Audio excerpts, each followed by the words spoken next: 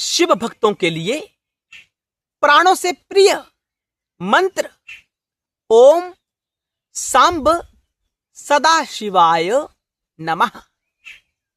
हमारे एक अति प्रिय दर्शक ने प्रश्न किया कि इस मंत्र के ऊपर एक वीडियो का निर्माण करें अति शीघ्रता के साथ।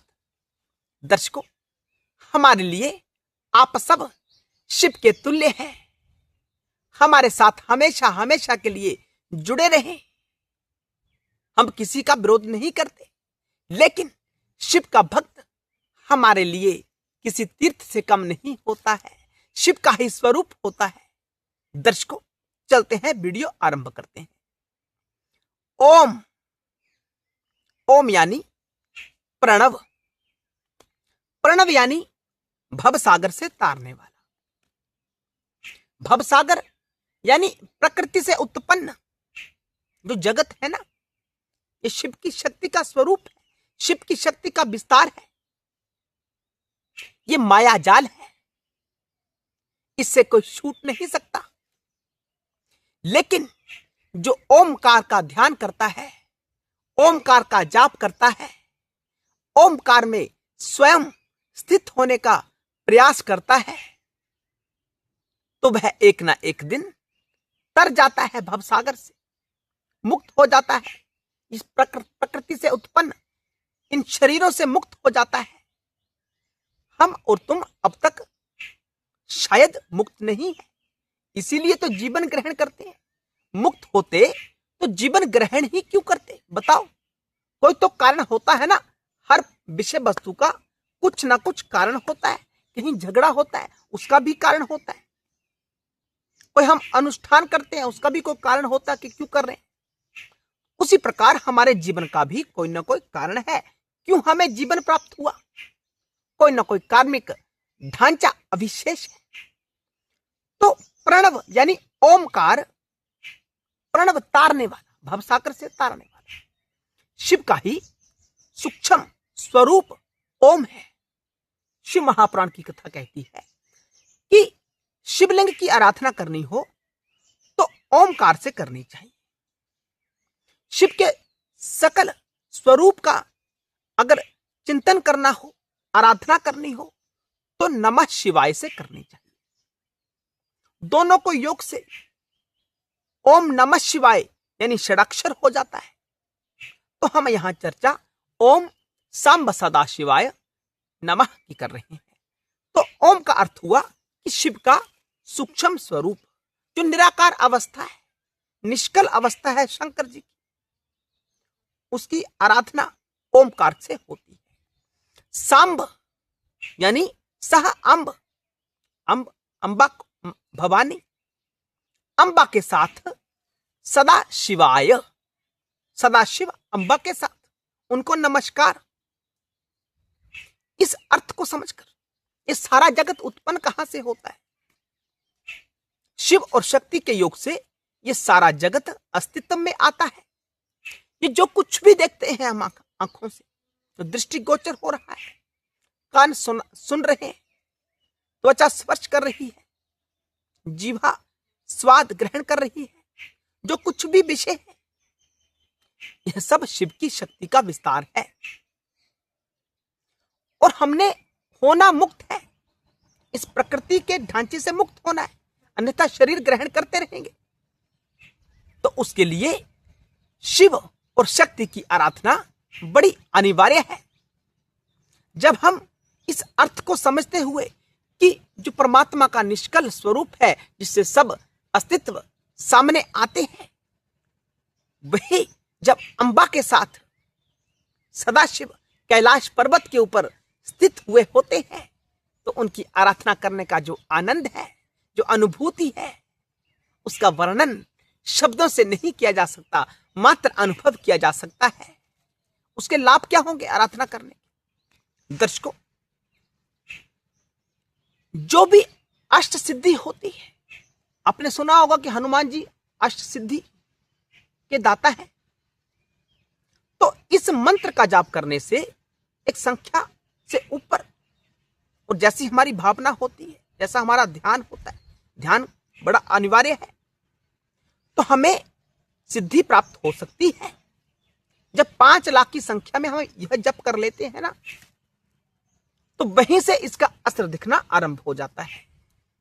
छोटी छोटी सिद्धियां, वाक सिद्धि जैसे कुछ बोलेंगे वो सत्य हो जाएगा, लेकिन एकाग्रता जो अर्थ बता रहे हैं उसे जीवन में धारण करें।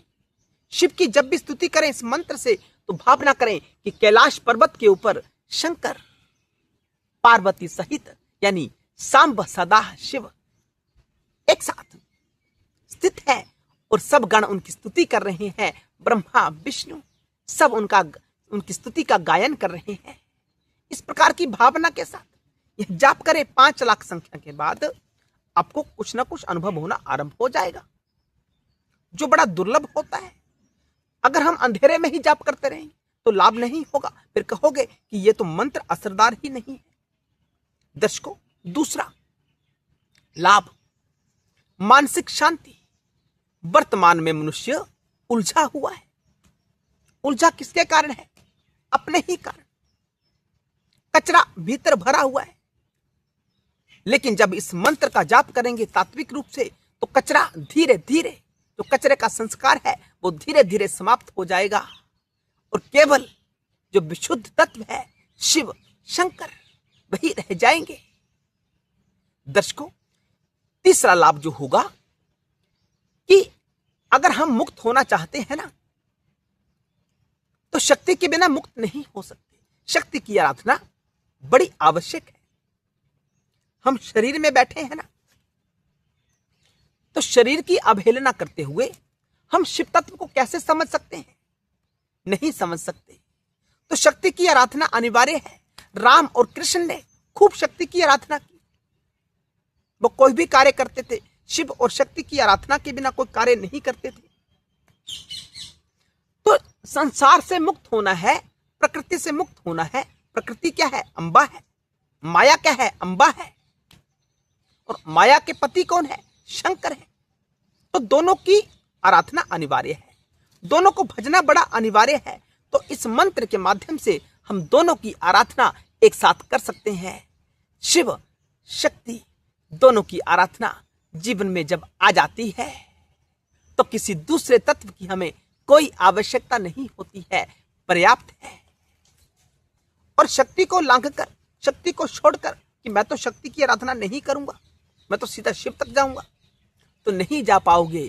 क्योंकि जो आपकी वर्तमान स्थिति है वो तो प्रकृति से ही उत्पन्न है। आपके पास शरीर ही ना होगा तो जाप कैसे करोगे? जाप कर पा रहे हो तो शरीर से कर पा रहे हो। शरीर क्या है? प्रकृति है। प्रकृति क्या है? अंबा है। तो इसकी आराधना तो अनिवार्य है ना। जैसे कुछ लोग कहते हैं कि हम माता पिता का सम्मान नहीं करते, हमारे लिए उन्होंने किया ही क्या है? अरे इस शरीर में आप हो, शिव की बात कर पा रहे हो, सत्संग सुन पा रहे हो, लोगों का भला कर पा रहे हो, कुछ भी अच्छा कर पा रहे हो, आज पैसा कमा पा रहे हो, अपने परिवार को प्रसन्न कर पा रहे हो। कैसे कर पा रहे हैं? शरीर है ना। शरीर किसने दिया? माता पिता ने दिया। इसलिए माता पिता का ऋण हमारा जागृत हो जाता है। उस ऋण से निवृत्ति बड़ी आवश्यक होती है। कैसे होगी? जब माता पिता का सम्मान करेंगे। आपके बच्चे आपका सम्मान तभी करेंगे जब आप अपने माता पिता का सम्मान करोगे। खूब सम्मान किया करें अपने माता पिता का, तो यह मंत्र शीघ्रता से जागृत होता है। जो आपके नजदीकी माता पिता है, जो आपके आसपास रहते हैं, आपके पास ही रहते हैं, वो आपके जन्म देने वाले माता पिता है। और जो जगत के माता पिता है, सह अम्ब सदा शिव, उनकी आराधना तो करनी है, तभी भवसागर से तर सकते हैं। तो ओम श्री सांब सदा शिवाय, ये बड़ा ताकतवर मंत्र है, शक्तिशाली मंत्र है। मानसिक शांति प्राप्त होती है क्योंकि हम दुखी हैं, हम परेशान हैं, अपनी वृत्तियों के कारण वृत्तियां नष्ट हो जाती हैं, तो मानसिक शांति प्रकट होती है। जब तक वृत्तियां बही रहती हैं घिसी पिटी कि मुझे पैसा प्राप्त नहीं हुआ, मेरे साथ दूसरे व्यक्ति ने बुरा कर दिया, मेरा कोई सम्मान नहीं करता, मेरी यश कीर्ति कम है, मुझे कोई जानता भी नहीं है, मेरे कहना कोई मानता भी नहीं, ये परेशानियां। लेकिन जब आपका सांब सदाशिव मंत्र थोड़ा थोड़ा जागृत होना शुरू हो जाएगा, तो आपकी वृत्ति ही ऐसी बन जाएगी कि आप प्रवाह करना बंद ही कर दोगे। आपकी साधुता जागृत होगी, शिव भाव जागृत होगा। शिव भाव कैसा होता है कि आपको किसी की परवाह नहीं है। कोई आएगा तो अपने प्रेम के चलते आपके पास पहुंचेगा। जब किसी को आपसे प्रेम ही नहीं है तो वो आपके पास क्यों आएगा? और आपको अगर कोई आपके साथ कोई प्रेम ही नहीं करता तो आपको उसकी आवश्यकता भी क्या है? इन बातों को समझें। शिव भक्ति हमें यही सिखाती है कि जो काम का नहीं उसे छोड़ें। जिस रास्ते हमने जाना ही नहीं उसका पता भी क्यों पूछना है? शिव की भक्ति बड़ी गंभीर हृदय वाले व्यक्ति कर पाते हैं। शिव की भक्ति में कोई पैसा नहीं लगता, अपने आप को बदलना होता है और धीरे धीरे हमारा स्वरूप वो जागृत हो जाता है, जो हमें शीघ्रता के साथ वहां पहुंचा देता है जहां दूसरे मार्गों से बहुत समय लग जाता है। हर हर महादेव, जय शिव शंकर।